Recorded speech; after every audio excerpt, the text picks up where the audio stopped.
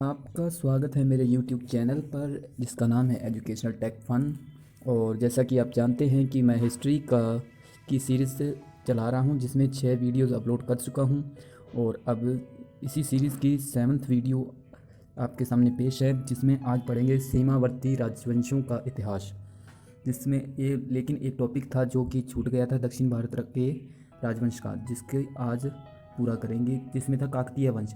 काकतीय राजवंश था वो जो काकतीय राजवंश था वो भारत के मैप में आपको दिखाऊं तो इस स्थान पर, जहाँ पर आंध्र प्रदेश का स्थान है, वहीं पर काकतीय वंश की स्थापना होती है। ठीक है। और इसकी स्थापना कौन करता है तो बीटा प्रथम करता है। बीटा प्रथम एक शासक था जिसने कि नगलकोंडा था, जो कि हैदराबाद का ही दूसरा नाम है। तो इसे भी याद रखें कि हैदराबाद का दूसरा नाम क्या है, नगलकोंडा में इसकी स्थापना करता है और राजधानी अमकोंडा को बनाता है। ठीक है।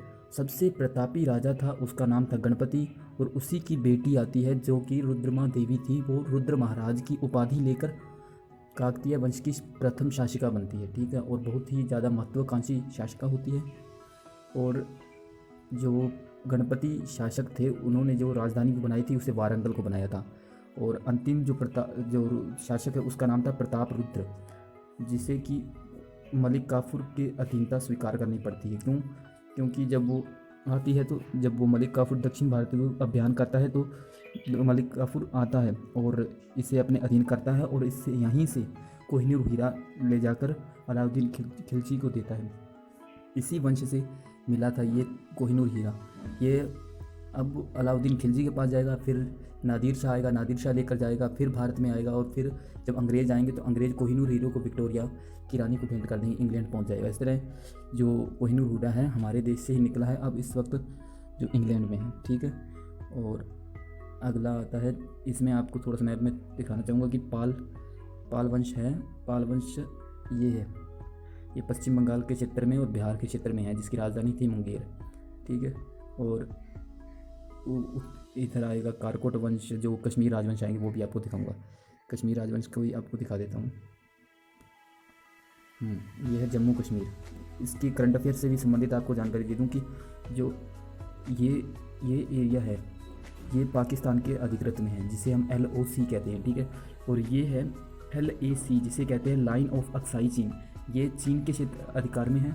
और ये नॉर्थ रीजन है जो कि किधर पड़ते हैं, ये पाकिस्तान के क्षेत्र में पड़ते हैं, लेकिन ये भारत का ही अभिन्न अंग माना जाता है। ठीक है दोस्तों।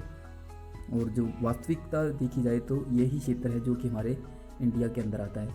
अभी जो चीन और भारत में जो सीमावर्ती झगड़े हो रहे हैं वो इस क्षेत्र को लेकर हो रहे हैं। इसमें वो अपना जो बॉर्डर है वो हमारे इंडिया की तरफ बढ़ाते जा रहे हैं। इसी को लेकर के 20 लोगों को जो अभी डेथ हुई थी और उधर भी 45 जवानों को मार दिया गया था।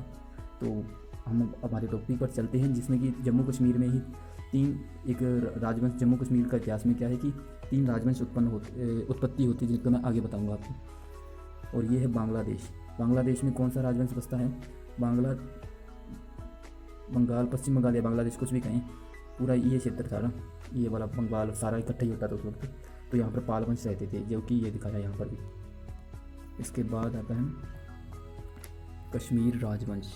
कश्मीर राजवंश में क्या है कि कारकोट वंश आता है जो कि हिंदू वंश होता है, फिर उसके बाद आएगा उत्पल वंश आएगा, फिर आएगा लोहार वंश। कारकोट वंश की संस्थापक था दुर्लभवर्धन था, और ये एक हिंदू शासक था। प्रतापी राजा ललितादित्य मुक्तापीड़ था, जिसने कि मारतंड मंदिर की स्थापना की थी। ठीक है।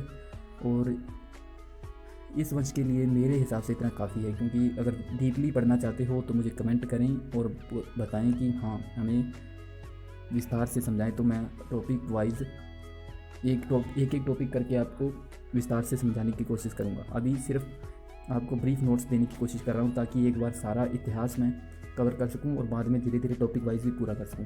तो इसके बाद आता है उत्पल वंश। ये है उत्पल वंश। संस्थापक कौन था? तो अवंतीवर्मन था, जिसने अवंतीपुरम एक नगर बसाया है। कहाँ पर? कश्मीर में ही। और फिर एक शासिका आती है रानी दिद्धा, जो कि एक महत्वाकांक्षी शासिका होती है। ठीक है। और 980 ईस्वी में आती है। और लोहार वंश का बाद में आता है लोहार वंश। लोहार वंश का संस्थापक कौन होता है? संग्राम राज होता है। और संग्राम राज होता है संग्राम राज 2 मिनट दोस्तों, गड़बड़ हो गई कुछ ना कुछ, इरेज करने में। हाँ, संग्रामराज आ गया। उसके बाद आता है अनंतराज। इसी की पत्नी होती है सूर्यमती, जिसे जो कि इसकी सहायता करती है राज्य चलाने में। बहुत ही समझदार पत्नी होती है इसकी सूर्यमती।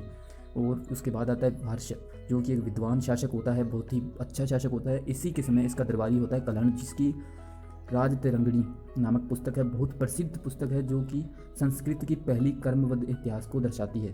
पहला ग्रंथ माना जाता है संस्कृत इतिहास का।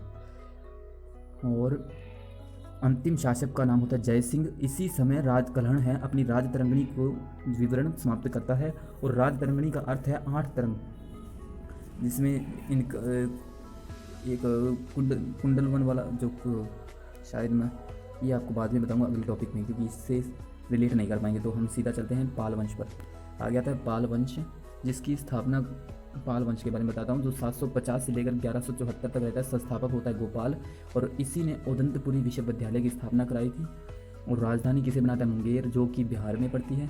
और अनुयायी किसके होते हैं? तो ये बौद्ध के अनुयायी होते हैं। ये अनुयायी होते हैं बौद्ध के। महान शासक है जो पाल शासकों में महानतम शासक कौन था? धर्मपाल था, जिससे कि उत्तर पथनाथ की उपाधि थी 100 नामक साल। ठीक है। और विक्रमशिला विश्वविद्यालय में धर्मपाल ने बनवाया था। त्रिपक्षीय युद्ध लड़ने वाला पहला पाल शासक था। सोमपुर बिहार की स्थापना करवाई थी। और देवपाल ने नालंदा बिहार हेतु गांव दान दिए थे। ठीक है। एक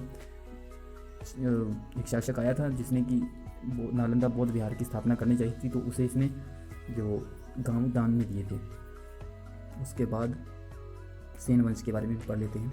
सेन वंश की स्थापना कौन करता है? सामंत सेन करता है। राजधानी इसकी नौदया होती है, जो कि लखनौती में पड़ती है, बंगाल में ही पड़ती है। ठीक है।